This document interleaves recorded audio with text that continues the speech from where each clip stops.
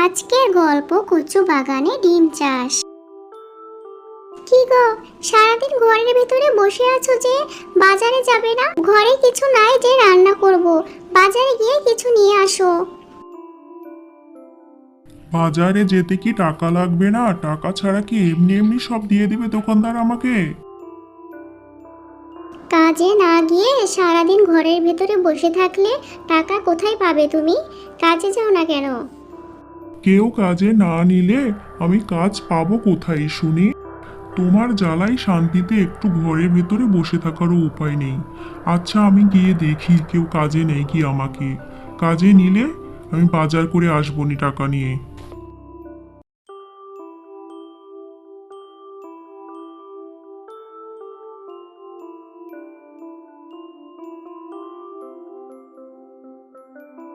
মা, আজকে আমি ডিম খাবো, আজকে ডিম রান্না করো। তুমি তো জানো আমি ডিম খেতে পছন্দ করি, কবে থেকে আমাকে ডিম খেতে দাও না। আজ ডিম না পেলে ভাতই খাবো না। ডিম না থাকলে আমি তোকে কোথা থেকে এনে ডিম খেতে দেবো বল? তোর বাপ তো বাজারেও যায়নি আজকে, কাজে বের হলো। কাজ পেলে টাকা নিয়ে ডিম কিনে আনবি নি।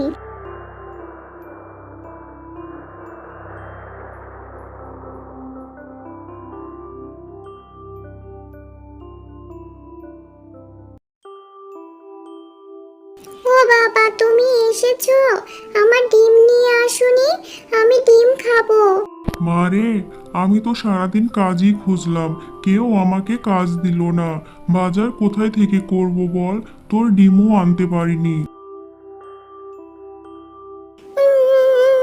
আমি ডিম খাবো।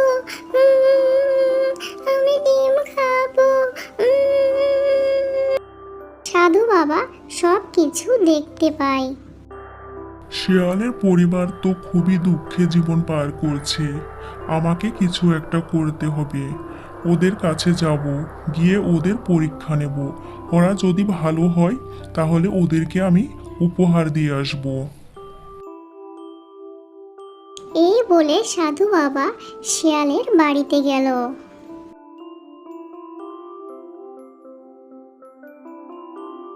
কেউ বাড়িতে আছিস মা? তখন শিয়ালের বউ বাইরে আসলো।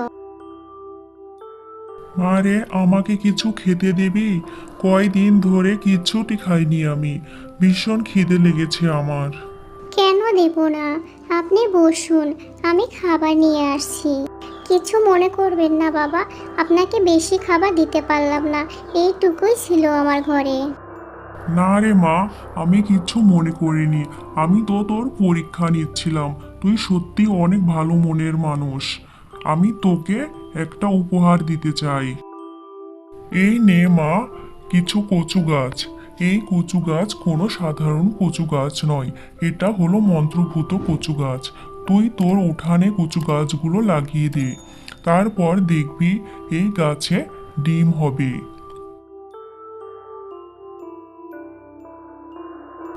কচু গাছটা এক্ষুনি লাগিয়ে দে, দেখবি তোদের ভাগ্য খুলে যাবে। কচু গাছ দিয়ে সাধু বাবা সেখান থেকে চলে গেল। তারপরে শিয়ালের বউ কচু গাছগুলো সব লাগিয়ে দিল উঠোনে।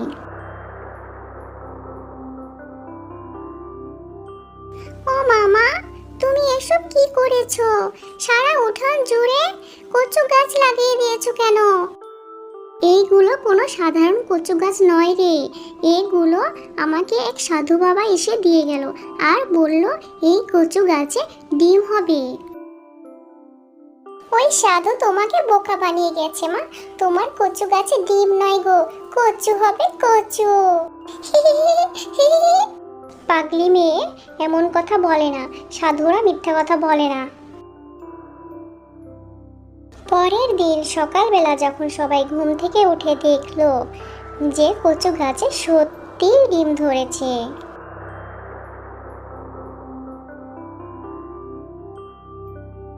ও মামা, কচু গাছে তো সত্যি সত্যি ডিম ধরেছে। আমি কালকে তোমাকে কতগুলো খারাপ কথা বললাম, এখন থেকে আমি প্রতিদিন ডিম খাবো মা, আমার খুব মজা হচ্ছে।